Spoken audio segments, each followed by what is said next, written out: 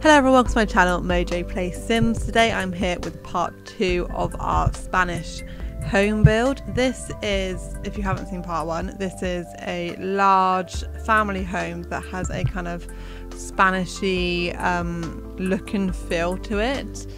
In this part I'm going to be doing the interior of the house because I did do the outside build, the stuff that you're seeing now I based it in part 1, so if you haven't seen that already I'll link that in the little I bar, like information bar above, so you could go and watch that one. That's already up on my channel now, and in fact it went up on Friday, so we are back fresh from the weekend with the second part of this build.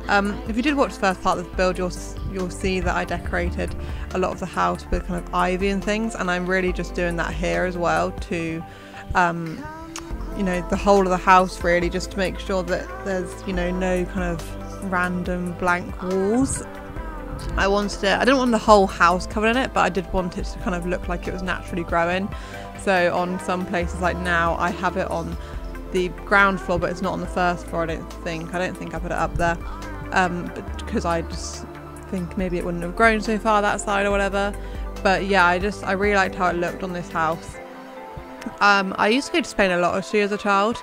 In fact, my parents used to own like a small apartment. They're nothing this size, and I noticed there that in like our apartment anyway, in the houses or apartments that we visited, the interior was very kind of white walls. So that's what I did for the interior here. So I did white walls, and then I added a lot of brown into it as well, and a lot of warm colours because I really like how that looked. This build took me a few hours actually. The interior itself took me just over 2.5 hours, so I think the build in total probably took about 5 hours for me. I don't know why, but I noticed when I was editing this video that I took a lot of breaks from the interior. I'm not sure why, but I had so many like recorded chunks of like 15 minutes and half an hour, and then a couple were like an hour long, so I don't know why I kept stopping, but if it does seem a little bit choppy and I just randomly change what I'm doing, it's probably because for whatever reason I had to stop filming for a little bit, so I do apologise about that if that does annoy you. I don't think it's that noticeable, to be fair. I just thought I'd mention it. But yeah, I'm really, even though this is technically the interior of the house, I always do this.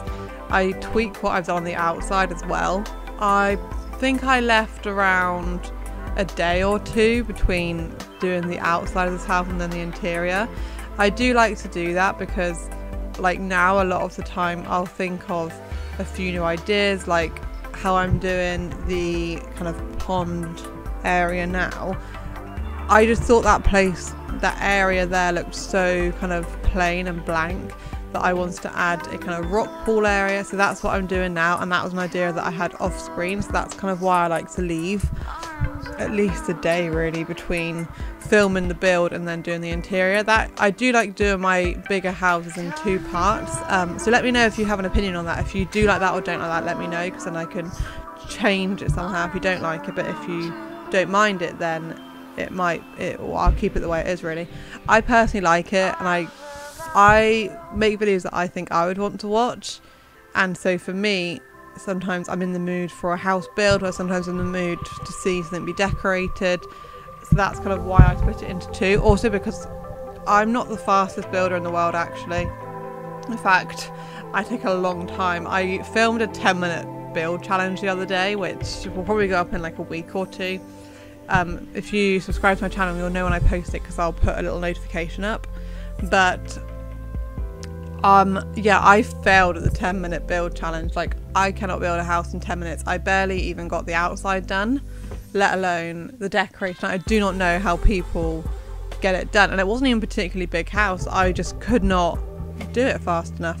But what I'll be doing with that is I'll be posting a part 2 to that, so that, you know, we will finish that house, because I did like where that house was going. I did not have time for 10 minutes, and also because I was trying to do it in 10 minutes, I was rushed in certain areas where I kind of just want to go back to it and take my time with it and yeah, do something cool with it really. So that should be on my channel in a few weeks probably. I'm really good at pre-recording videos at the moment. I don't know what it is about it. I'm just always in the mood to build. Builds especially, I'm pre-recording a lot. yeah, I'm just always in the mood to do a build. What I'm doing now, if you saw, this house is on a foundation, and I just thought it'd be interesting in the living room area to drop that down a level just to add some dimension to the room and things. So this bit that gets lowered is kind of split into two, but only with room dividers, not with walls. And on one half of the room we have a kind of normal lounge with a TV and things that like the kids would enjoy, and then I think on the other side we have a fireplace with two armchairs. I think that's how I do it in the end. If you didn't watch part one, I basically said that I built this house with a particular family in mind.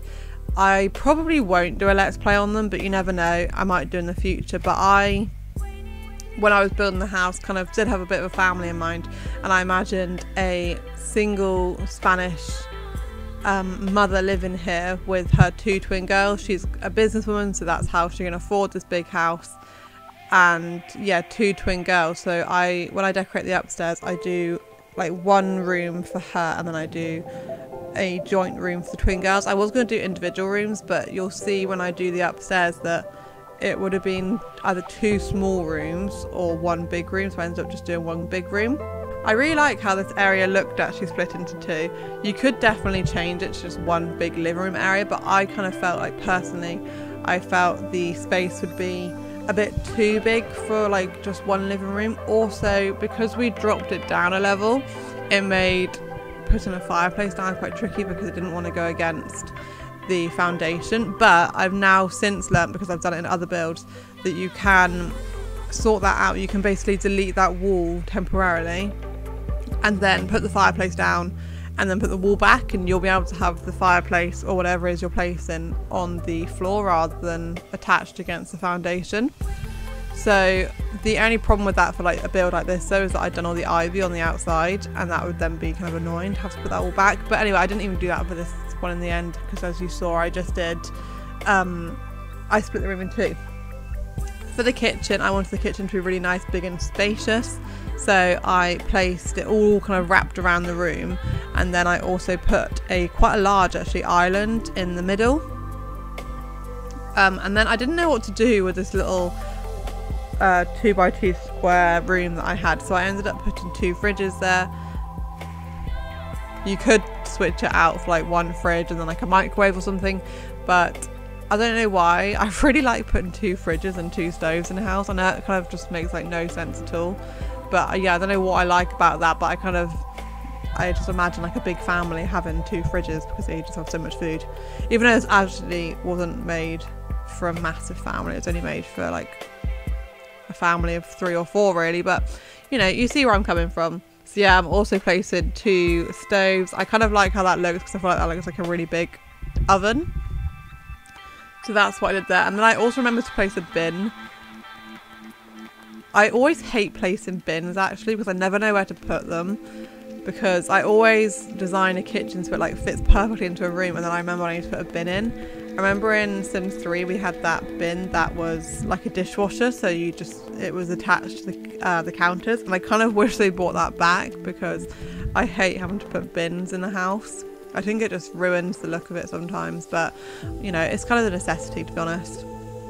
This big room here, I was originally going to make an office, but I don't know why I decided against that. I think we have an office upstairs in the end anyway, but I ended up just making this a really big bathroom. In fact, it's a massive bathroom, seeing as it literally just has a toilet and a sink in. But to use up some space really, I placed the counters the same as we use in the kitchen, wrapped that around the room, put the toilet in, 2 sinks, and then I decorated one of the counter space, like the whole wall of it, with candles, and I thought that looked really, really cool actually. I had to use a few cheats to get them to go up there because, as you probably know, you can only place so much on a workspace and then you can't really connect 2 together, which I always find so annoying, that there's the only space you could use is like in the middle of the counter. You can't put something that overlaps onto 2, but with a cheat you can, if you just use the cheat to rise it up. That's how I did that there. For the living space, no, not the living space, the dining space, I kept this really simple. I was going to put like a bar area in, however I liked how it looked just being in the centre of the room, so I actually just ended up keeping that where it was and then just putting some artwork on the walls, but I just kept it pretty simple, and I do really like how that looks actually. So on the upstairs, I did play with the upstairs layout quite a bit because I didn't really know what I wanted to do here. I always do this where I kind of design a room downstairs and then I kind of just make up upstairs as I'm doing it, and a lot of the time it means that I have way too much room upstairs, because if I'm only redesigning a house for, you know, 1 or 2 Sims, you don't need the whole space that like a living room, a dining room and a kitchen would take up. So I don't really know what I'm doing here. I think I'm just playing around the balcony again. I do go back and forth quite a lot on this build, but yeah, I don't know what I've actually changed there, but yeah, we did have a couple glitches actually, so that might actually be what I'm correcting. But oh yeah, that was what it is. If you've ever done this before, if you try and do like an open space landing on like the upstairs of a house to look down, sometimes when you try and delete the floor, it will delete other things, and that's what that was doing. It was deleting the balcony space from outside.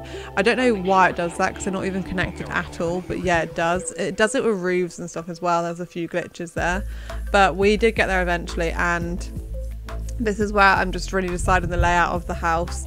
Like I said, I always end up doing it that I have way too much space upstairs, especially if it's only meant to be for a, you know, a smallish family like this one was meant to be. I decided I wanted to do a bridge area, but I was trying to work out where I wanted to put it, because I was aware that on one of the sides we had quite a lot of windows and things, and I wanted maybe to create like kind of an indoor garden space there.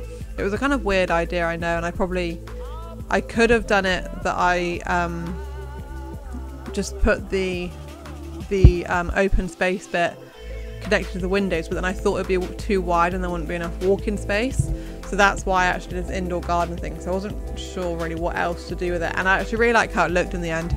I really like how, because I think I did quite a lot of indoor plants in this house actually. I do really like the look of indoor plants, especially because this house was very white and brown. I think the indoor plants really, you know, give another colour aspect to it, but it's still got that kind of natural look to it that the brown had. It's still got that because, you know, plants are natural, so it doesn't take that away from it. So that's when I started placing these indoor plants. I just did 3 of these little pot plant things and then some ivy. Is that all I did, or do I did a little bit more? I can't remember, to be honest, but I know I did those and they stay. And as you can see at the moment, we have 1 master bedroom which has that bed in it at the moment. That does change. And then we have 2 smaller rooms, but I actually delete the wall between those smaller rooms and make it 1 big room, but you could easily change it to 2 smaller rooms. Like I said, I designed this with a family in mind, so it kind of made sense to me that 2 twin girls would share a bedroom. That kind of made sense.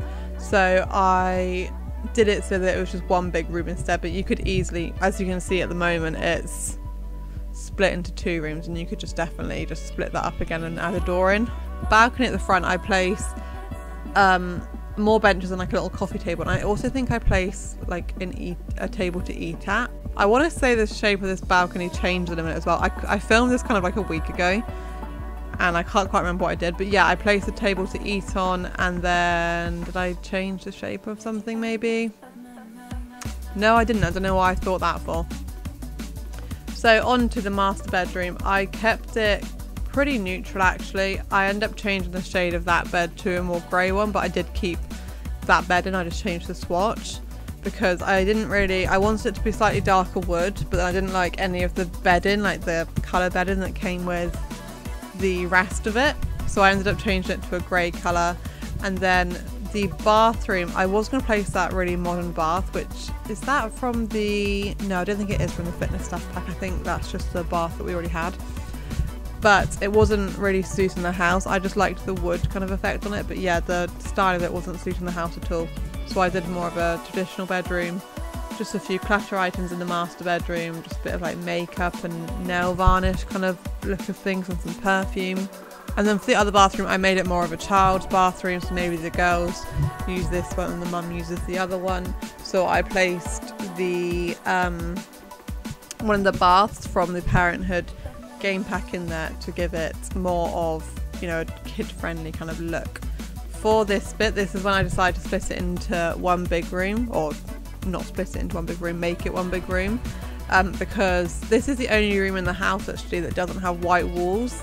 But I did liked how it looked, but you could change it back actually to make it match the rest of the house a little bit better.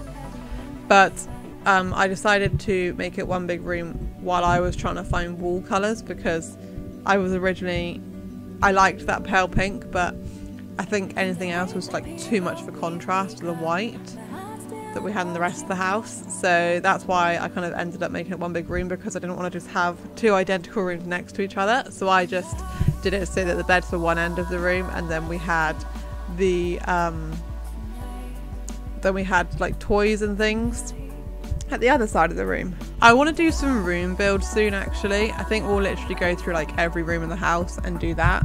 I want to do like quite a big kitchen, then quite like a small traditional kitchen, and yeah, just things like that really. So if you have any requests or ideas of room builds you want me to do, then let me know, because I really do want to start doing some room builds. I really like decorating houses, but sometimes I want to like just focus on one room rather than a whole load of rooms or like a whole house. So that's kind of one idea that I have going on.